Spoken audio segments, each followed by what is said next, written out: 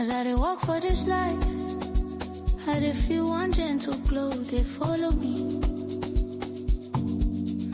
Light way soft, light way pure, light way they calm my chest like cool breeze for dawn. Sometimes I fall small, sometimes the road bend like old mama back. But something they leave me every time, like how I know they rush, like voice where they whisper, say, my child, you know they're alone. I dey walk inside the light, light they follow me, anointed in light, anointed in light. My soul they glow for night, peace they cover me, anointed in light, anointed in light. I dey breathe deep, I dey steady my step, I dey hold peace for my hand like water for calabash. Even when storm they shout, my spirit still they shine steady, cause I know say I carry something holy inside me. If you know see I'm, but I dey feel I'm strong. Light where they got me, light where they wash my wahala clean, clean. Light where they cover me like mother glow. Every day I rise again, every night I rest again. My heart they warm, my soul they glow. I dey walk with quiet boldness. How you doing, guys? Sorry, my voice is not back, so it's not going to be me talking a lot. It's gonna be chaos. But welcome to the show. How are you, chaos? I'm good. Yeah, Patrick just came back from Disneyland, and unfortunately, he stole Mickey Mouse's voice. Yeah, He had to take a piece of Disneyland home with him. I'm just. I don't have a mullet. What is this? I think talking about the. No, this isn't a mullet. That's not a mullet. No, on the picture, on the thumbnail. Oh, I do pile my hair on top of my head. Maybe that's what it is. Yeah, we're getting Judge Mo on. I don't know if he's been on the channel before I was around on the channel, but I've never hosted him on this channel, so this will be fun. We can cook him a little bit. I wanted to bring somebody neutral, you know, and I've been asking Judge Mo to come here also. It's what it is. Says. Yep. I'm a Barbie girl in a Barbie world. What's the Barbie thing? Dude, you had to be there in the 90s when that song would come on the radio and you're in your car and you have to like put your cassette player on. Just bang it. And you couldn't like rewind it and listen to it again. You like had to listen to it live on the air. Like you had to be there, man. that song went nuts. I think it was 97. Good time. It's a good time. I was very young. Yeah, that song. Nobody had that. I bought the record. Actually, I bought it on cassette, so it was two sides. I had that like album basically, and I remember, I was a banger. Aqua, and then they just disappeared. I bet you anything, they made more money from that song being in the trailer from last year's movie than they did probably in their entire career. I'm sure. So, good for them. I'm sure. Good for them. I'm sure they still make money out of it, right? I have no idea. Yeah, they do. They have to. They made Probably. a lot of. Yeah. Anyway, before we start, I just wanted to talk about this incident which I got in my DM. Look, I'm somebody who doesn't get upset, disappointed. The only reason why it got me today was I was trying to have a good day. Yes, I went in my DMs to check because a lot of people writing messages. So I find that message. The issue is this Andy Savage guy. That's his name. Years ago, youngster, he came in the comments. He made a comment, and it was a very insulting comment then. I didn't know him. So, that time, somebody vouched for him and said, it's grand, he's a nice guy. Later on, I was hacked. I made a mistake. So, I was like, cool, I'll give you the benefit of the doubt. You were hacked, you made a mistake. I knew deep down he wasn't hacked.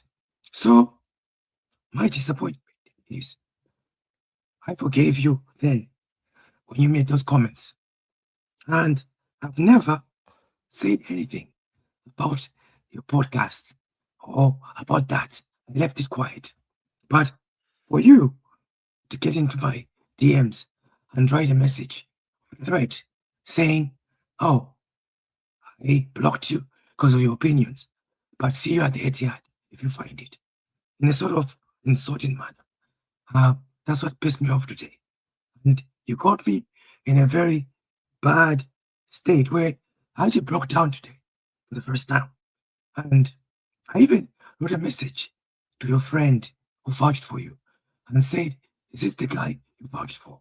So, Andy, now I'm going to be addressing you directly. If you've got issues, say it straight. Now, after my post, about 7 people have written to me, say you threaten people that if they come at the Etihad, you're going to do something. Man, you're like 50, 60 years old. You have better things to do. And you like attacking people with disabilities and minorities. Man, that's just a bad look on you. But anyway, that's my last statement to you, Andy. If you have issues, reach out to me personally. Your friend, if he answers, I'll speak to him. Anyway, welcome, Judge Mo. I'll not speak much. What did I walk into, bro? Welcome, Judge Mo. I haven't talked to you in a very long time, so welcome to the channel. Yeah, we've got a big game on Sunday, so we're starting to bring in the big hitters, and our first one is Judge Mo. He's coming in to give us we'll just have a good discussion about this game.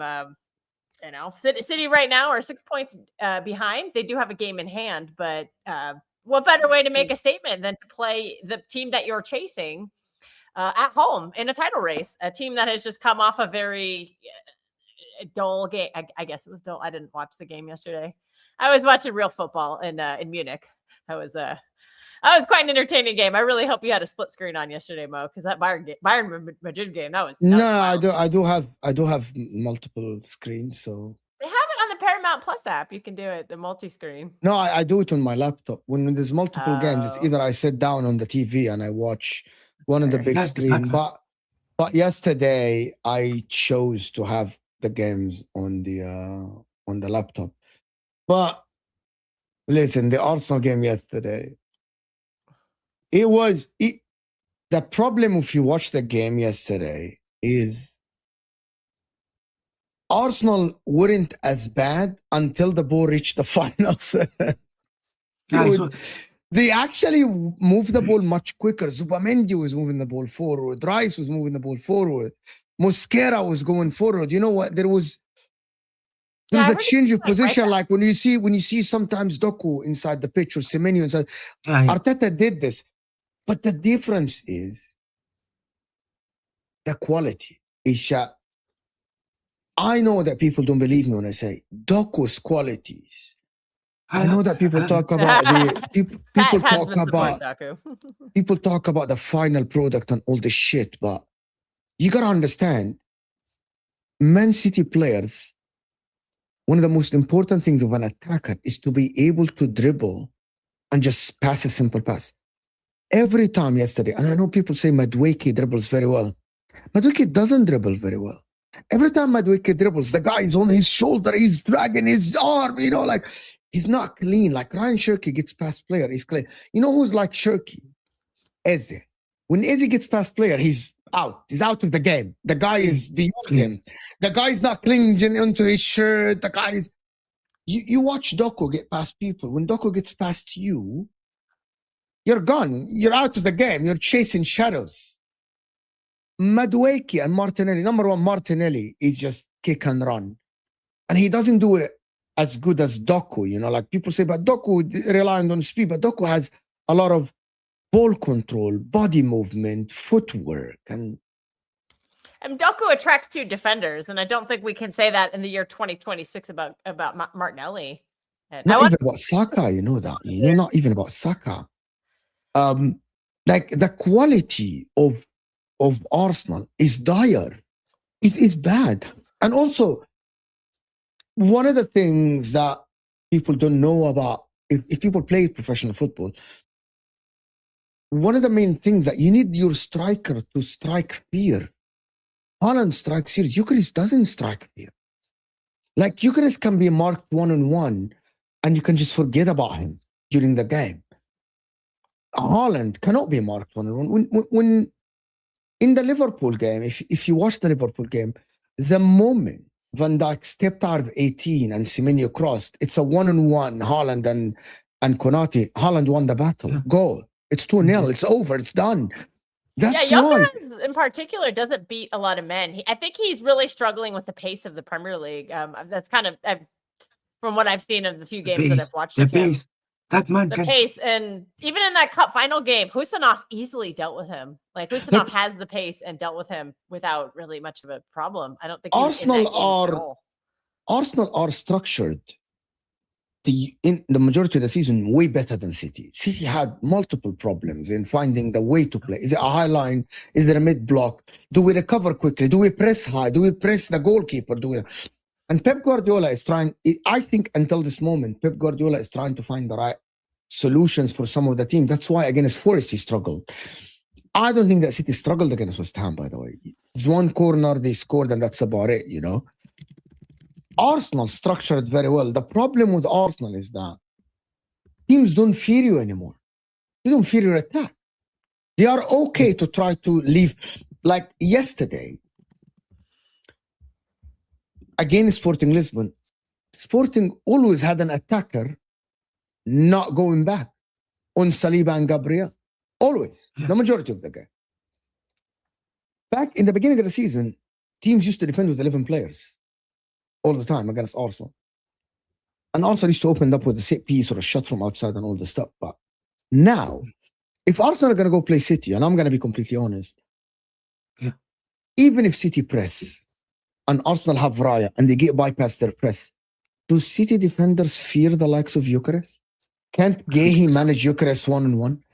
And then you're talking about people talk about the speed. Well, Kozanov can cover the Martinelli speed without a shadow of a doubt.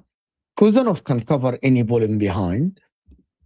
Do Arsenal have the people that used to be ruthless in the counter attack? Absolutely. So Pep Guardiola is not gonna have a sleepless night worrying about how to stop Arsenal attack. Pep Guardiola is gonna be worried more about how to break the low block of Arsenal than worrying about the counter attacks. Which is, if you're asking me 6 months ago, when he went to the Emirates, he was more worried about opening up against Arsenal than breaking down the low block. But it's completely changed now. Pep is thinking, how can I break this Arsenal low block? Because their attack is dead. Their attack is dead, Arsenal currently. You see, the midfield looks good sometimes. Zubamendi doesn't look good, yes, but you know, if they turn it on, Rice would run his ass off on the pitch. Gabriel and Saliba are fighters and they block.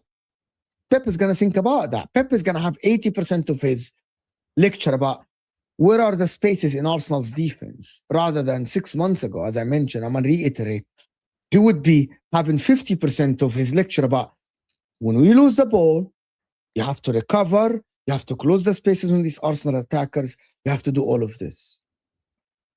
And that is the difference between what happened during just last month between Arsenal and Manchester City. Manchester City going into this game favorites. I think if you're asking me, Arsenal can get a draw. And I actually don't think that a draw is a bad result for City. People make it as if City drop points in this game, City must win. Yes, they must win to catch. I think if we drop 3 points, it's over because if you keep it at level at 6, it's like well, that's also 6, with the game in hand. So that's technically, if you assuming you win the game in hand, then it would be 3. And I would back Arsenal to drop a couple of more points because, like I've said, they've been very fatigued. Also, I don't think they know what they're about to face in Atletico Madrid in a Champions League semifinal. That is not what they want to do when they're being chased by Pep Guardiola, because that is a very physical team. Simeone can out tactic them. They've got really good attackers. You know, Julian Alvarez is a very elite player. You know, Lookman has been fantastic since he joined them. Like they can run riot around that defense, and you know that midfield of Atletico Madrid. they can run circles around Zubamendi and Declan Rice, who are both showing a lot of signs of fatigue because Arteta just refuses to rotate them. And we've seen this before with Man City, with Rodri at the end of a title race. Like the last time we won the title in 23-24, like Rodri was out of gas. But the difference was that Pep actually made a change. He put Kovacic in there to kind of be Rodri's legs when Rodri had been worn out. Because, you know, Declan Rice is the kind of player you don't bench. He's their best player. So you're not going to bench him in big games or anything like that. But you got to start benching him in some of these small games like Southampton, like Leeds, you know, Wolves, those kind of games. Those are the ones you ideally want him to rest in a little bit. But if your team can't, you know, actually win those games. There is one more thing tactically that Pep does that I'm not sure if Arteta would be able to counter. Pep has two ways of playing in terms of going forward. If both fullbacks overlap at the same time, you have to stretch the pitch. Yeah. You'll have to be stretched because there is no other way.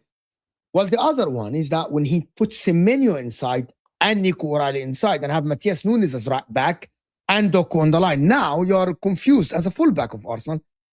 Yeah, okay, do I go inside and cover Semenyo or do I stay with Matías Nunes? And even if Martinelli or Trossard or whoever plays on the left wing is able to track backs Matías Nunes, let's imagine that Matías Nunes is the one that is holding the width, right? Would you trust Martinelli or Trossard to be able to fend for themselves one-on-one against Matías Nunes in space? No, you don't. Matías Nunes, he's a fullback, but he's actually a midfielder / winger. Like he's playing wing. He will be able to get that half a yard. Yeah, he will be able to get that half a yard to get the cross in. And he's a very good crosser too. Yes, and that is why Pep has two ways of playing. It's either Semenyo on the line and Doku on the line and Matías Nunes and Nico O'Reilly inside a little bit, or you kind of confuse Arsenal a little bit. The difference is Arsenal have one way of going forward. Let's just pass it to Madueke, hope that Madueke beat his man. That's basically what it is, you know? I'm not sure if Saka's fit. If Saka's fit, it makes the game interesting. But also, has Saka been the same Saka as before? Yeah, I brought this up on your show. I don't think he has been this season. I think he's been very whelming, just very average. I heard a rumor that he has a long-term injury and he's not going to play in the World Cup. But again, just a rumor and innuendo. We don't know. I think what is not helping Bukayo Saka, is Pat's getting phone calls. I am. Oh. The team is not performing well in attack, so that is not helping him in confidence. He thinks every time Saka plays, he thinks that everything is on my shoulder. Yeah. I need to do everything. Everything. That's kind of been that way for a few seasons. He was the captain, wasn't he? Yeah, he's the captain as well. That's another burden. I know there's been discussion that Declan Rice should be the captain, but they haven't quite made that. He's got an important phone call. I'll wait till he comes back because I was on a stream yesterday with an Arsenal fan, American-based one, and he had some really interesting thoughts about the fullback. So I'll wait till Judge Mo comes back. So I'm really interested in his. Can I ask you something else? Yeah. Are you worried about Riley if he's injured? I am nervous about that. Yeah, I do think we have a solution. It's not quite the same solution, but I do think it's a very easy plug-in. If O'Reilly misses the game, you can play Ait-Nouri, and Ait-Nouri is obviously not going to do what Nico O'Reilly does in the midfield. He does, you know, if Ait-Nouri has to play, he'll do is he'll just hold the touchline, kind of like a Nunes would. And then Doku would just go inside, where Doku has actually played a lot better this season versus like being on the touchline. He's actually been much better inside. So maybe that could be a different kind of chance creation. But Nico O'Reilly is just such a cheat code from the left back position because he's basically like crashing the box from the left back position. And like that's just like Ait-Nouri's not going to do that. And I think Arsenal really struggled with that in the cup final. Because he had 1 point Zubamendi on him. Zubamendi's like a foot shorter than O'Reilly. And O'Reilly just completely owned it. Like that header he had, like O'Reilly barely had to bend down because Zubamendi's just not tall enough. And he just can't, he's such a difficult person to mark because he's so physical and he's so tall and he's so quick. Like that's just a very unique profile. And so I think if we lose that profile in the game, that would be rough. But he has been spotted in training photos and there are rumors that he's doing okay. Again, just rumor and innuendo. We're not sure. We'll find out tomorrow if he plays. What do you think of that, Youngster? The timing of this. The timing of this news. Well, we just saw in our group chat, Carl brought that up. because we heard the rumor last week or 2 weeks ago or something like Yeah, that. You know, it was at the time, Pep Linders said it after yeah, he said he's yeah, leaving. at the time, you see, the announcement. We have a big game on Sunday, and boom, here's an announcement. I think It could it's give a lot of extra motivation to the player. I mean, look, I've had my criticisms of Bernardo the past 2 seasons. I had my agenda. My agenda's news alert, my agenda's over. I'm not gonna come after him anymore. You know, I'm gonna let him go out it's with fair dignity. though. But It's fair. yeah, maybe he's doing this to motivate like I think he's already self-motivated because I think that's just kind of the player he is. He's just I think he gets up for every game. There's hardly I'm any gonna miss times him. I've ever been like Bernardo phoned it I'm in. missing that. He'll be ready. He's gonna gas his teammates up. You heard Erling Haaland. I saw some quotes from him earlier today. You know, they're gonna want to do it for Bernardo. You know, Pep will, and now the fans will. You know, the atmosphere on Sunday I think is gonna be insane. Yeah, it's gonna be hell actually for Arsenal. It's gonna be without a shadow of a doubt. The Arsenal fans will feel it from minute big up one. Luke. From minute one, they will absolutely feel the pressure, and I'm sure that the media will make sure that to put so much pressure on Arsenal before the game. Anyone, I've seen that. Too much. I can It's see too much. I can even see the media. The I TV actually agree. altering the audio I to make think it sound more raucous. anybody Go ahead. that says that Arsenal have no pressure and City have more pressure because they must win, I'm telling you something. Man City players are having fun. Man City players are going into this game thinking, if we do what we have been doing over the last 3 games, we're going to get a result. It Arsenal, might be a big result too. and the pressure doesn't come from the media only. It comes from within. It comes from within your own belief. And I said this to Paz yesterday. I said, I heard the stream. I said, the fact that City, they're going to have their normal training session. Yes, a little bit of tweaks here and there. But coming from a back-to-back wins against Liverpool, City, Arsenal, and Chelsea, they would say, we have to continue the same. Arsenal will have to come up with a new plan, and something has to change for them to get a pressure. And that adds pressure in your head. You're going to be thinking. You're going to be like an Arsenal player would be sleeping, thinking about what am I going to do. A City player would be sleeping and thinking, we got this. We got this. We already won against them 4 weeks ago. Arsenal player would be thinking, no, we have to put an extra 120% because we got to win this league. It's the lot, blah, blah, blah. I don't think that City, because I think, even though people say that City smell blood, even if City draw this game and don't win the league, they will finish the season saying, yeah, we're all right. Nobody had us winning the league early. It's all right. It's okay. It's not a failure of a season. And everyone will be talking about Arsenal win the league, everyone talking about Arsenal. Arsenal lose the league, everyone talking about Arsenal. Why? Because Pep Guardiola was ruled out of winning the league early, so the pressure is off you. And City hasn't been top at all, the other only than time we 2 were weeks. on top of the table. I think game week 1 was the only week we were atop the table. Yeah, so game people keep saying about the pressure on City there. Yeah, but the reality is they haven't been top.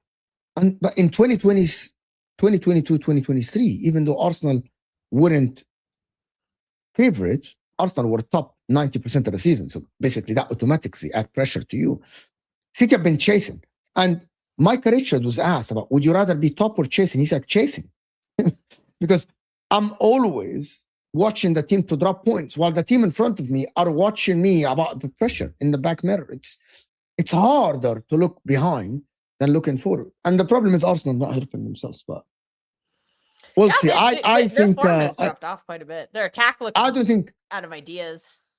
I don't think that the league is as over as people say. If Arsenal get a draw, they will win the league. Well, I want any Arsenal fan to sit here and tell me that they are guaranteed to win the last 4 games against Fulham, having Atletico Madrid between Newcastle and Fulham and West Ham away. So are you guaranteed? I think the Fulham game is at the Emirates, like I said, I think like I was saying on your show, I think Marco Silva is tactically an adept manager, and I think he'll look at these weaknesses that Pep has kind of brought out. I know it was a cup game, but I think he'll look at that and he can adapt his team into that. And Fulham have played Arsenal tough before. 2 seasons ago, I believe they had a win and a draw against Arsenal. Yeah, they did. So they have historically like done this to Arsenal in a title race. Because I remember thanking them and be like, "Yeah, full America, let's go." Because I'm There's a like question that, for you, youngster. There's a question. Do I like how? Okay, question. Do you like how Pep has the team playing this season? Enough. Over the course of the entire season, I would say it's been a very mixed bag. Because again, there's been a lot of experimentation. There was that direct football earlier in the season that had 8 wins in a row in all comps. I did enjoy that, but Then it that went. yeah. But then when the new season, then when the new year hit, we changed the style. We went back to possession. That coincided with Rodri coming back, and the team struggled. We were dropping a lot of winnable points. Because I think part of that is just Rodri's fitness. Like maybe the difference right now is just that Rodri is fit and he wasn't fit earlier. No. But I'm gonna enter here. Nico Gonzalez was playing very well. Nico Gonzalez was playing very well. I think we played some of our best football this season with him. But it's been a bit dire. This January, February wasn't great. A lot of staggering. I think he fixed the midfield. I think that was the issue is. Yeah, the midfield, when he put Nico O'Reilly in the midfield, I think that gave us the physicality we were lacking.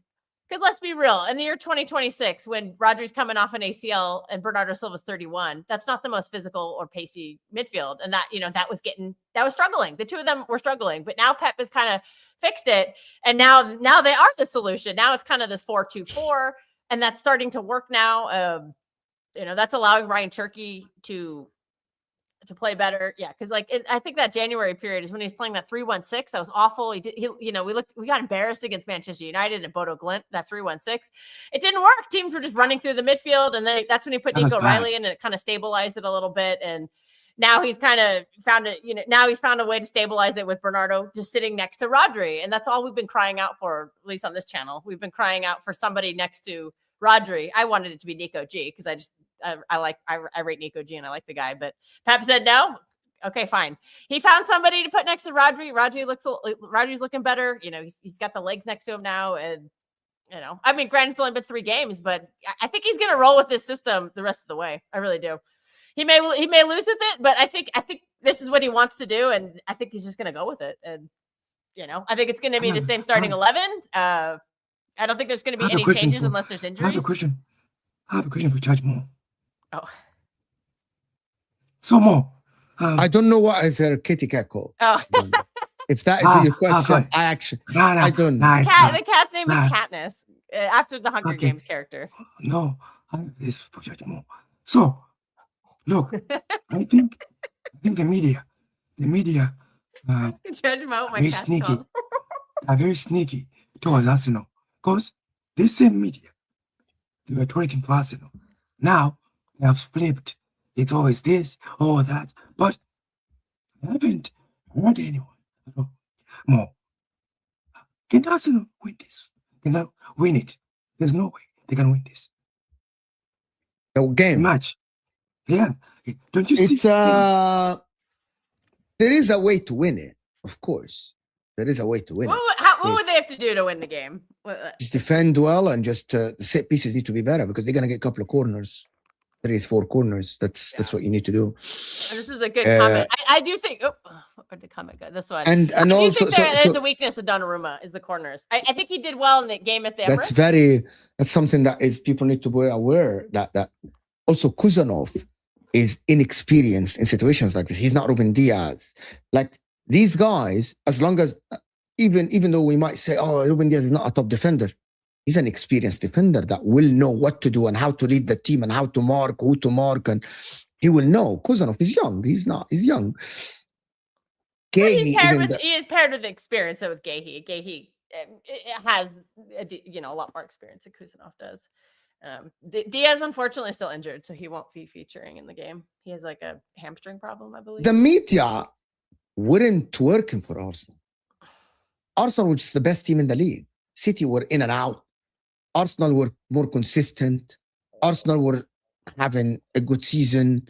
They scored a lot of goals. They didn't concede a lot of goals, and they were just consistent. And then I don't think it's fatigue.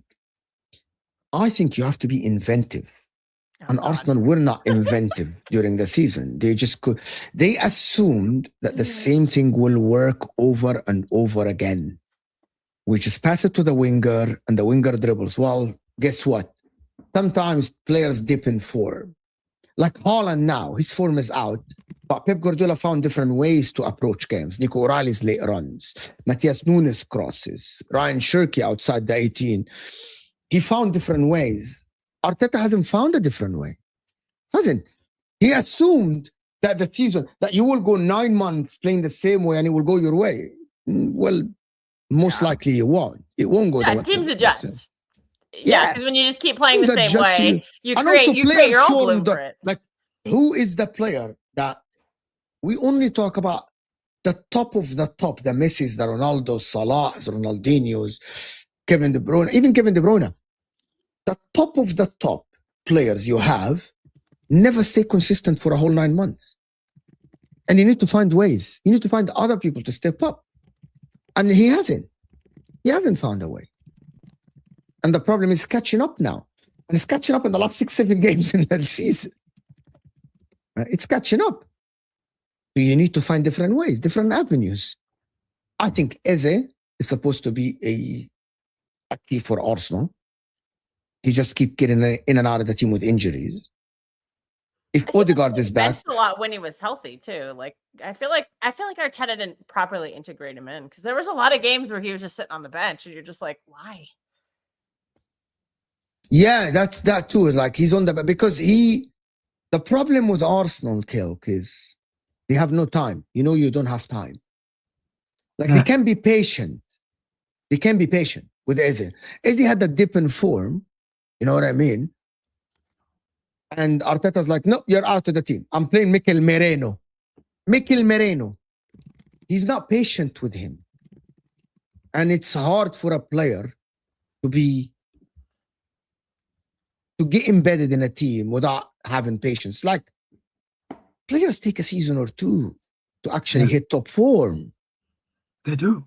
And this is something we forget as fans too, because like, you know, I've been frustrated that Turkey hasn't played a lot of these games. And I think we dropped a lot of points because of that back in like January, February-ish or March, early March, something like that. But Eze is the kind of player you kind of expect to just slot in because he is an experienced player. You know, he just came off of his first trophy win. Like he knows the Premier League. He's prem proven. He's at the right age. He's what, 26, 27. Like that's like the age you just expect him to slot in. Like, I think we had that with Tijani Reinders. I think we expected him to start a lot of games and slot right in. And he did start a lot of games at the beginning of the season, and now he's kind of found himself out of the team. I told you that Pep Guardiola's system is one of the hardest systems to get in the midfield. Yeah, it is. There is no player in the history of Pep that came to City and was like, hit the ground running in the midfield from the first season. It's hard. It's the hardest system to play in the middle. Very, very hard. It is nearly impossible. And Reinders, he's not a bad player. He just needs time to adjust to Pep Guardiola's system. By the way, Gundogan was at City. Was he at City before Pep or was he after Pep? No, he was Pep's first signing. First signing. And did he play well first season? He didn't win the league anyway the first season. So basically... No, he was injured.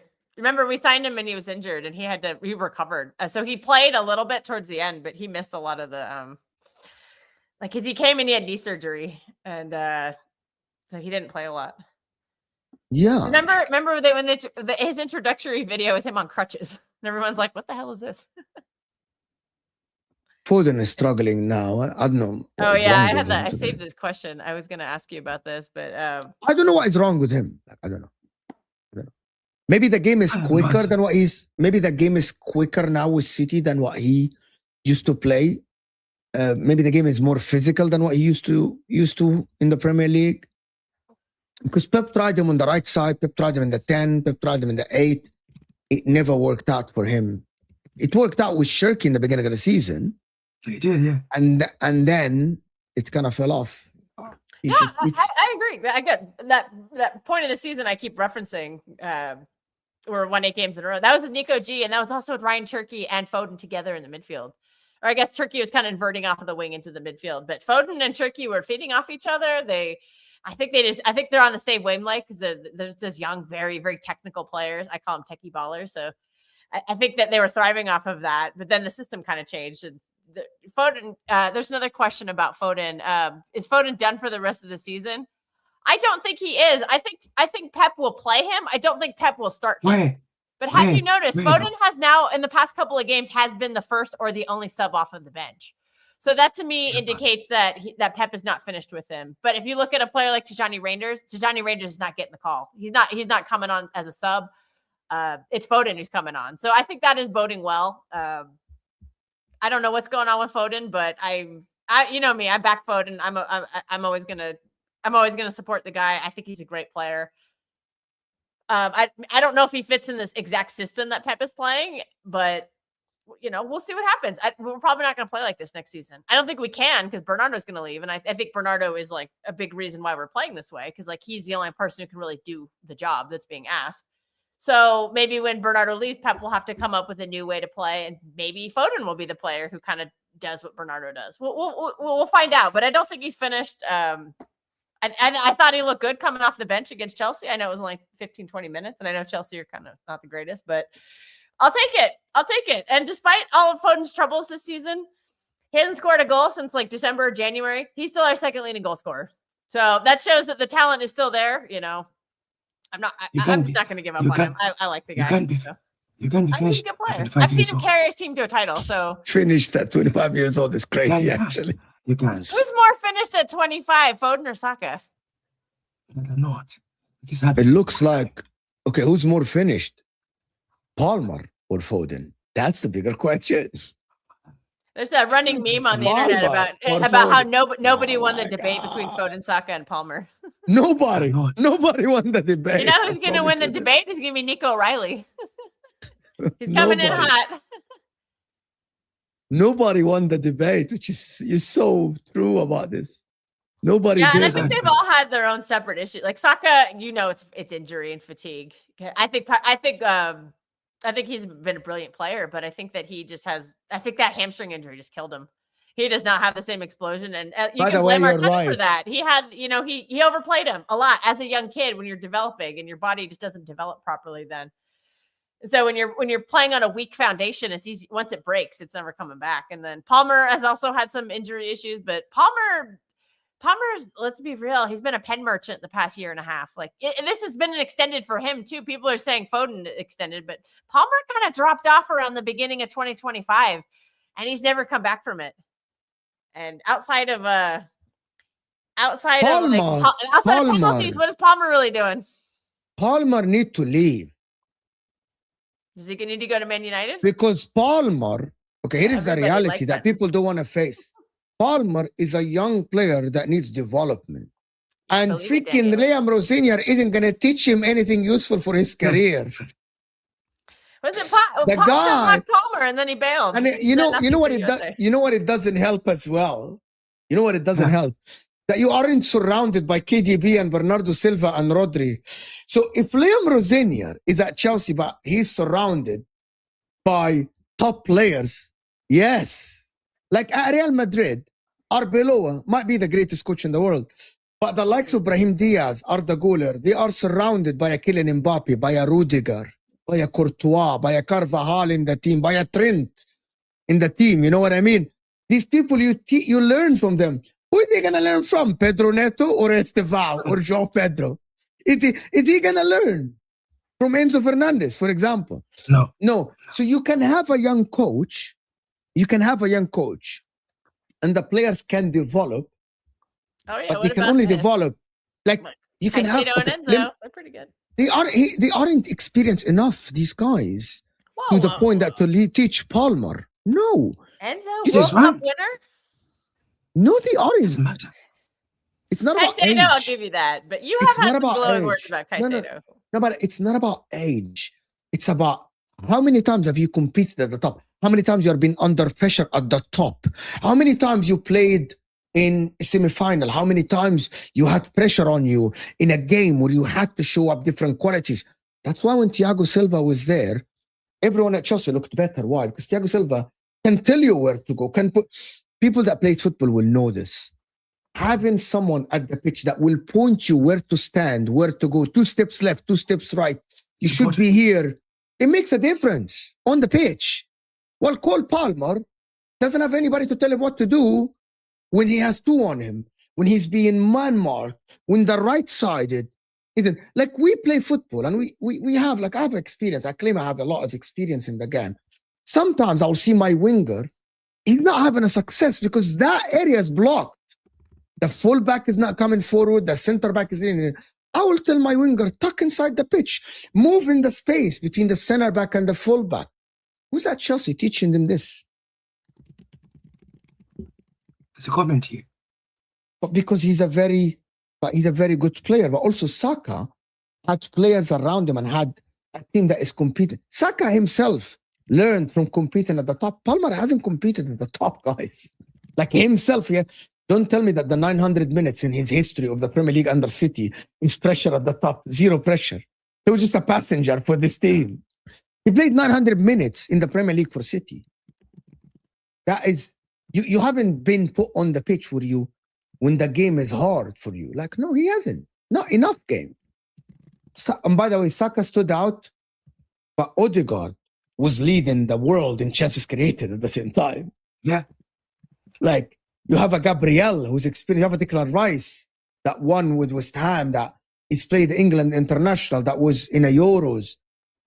You have players that are experienced. And also that club is shambles, to be honest with you. That club is shambles, bro. No, it's bad. It's bad. It's awful, bro. It's awful. It's awful. They need to wake up.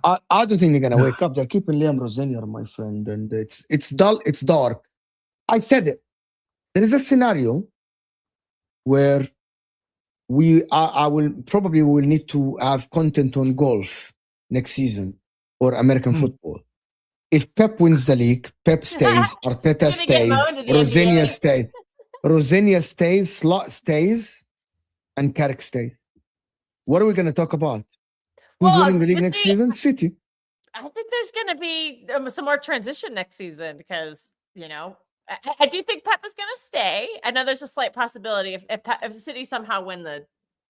Like, I'm not counting my chickens before I get hatched, but you know we are technically able to win 2 more trophies. So if he wins a domestic treble, there are rumors that he could leave.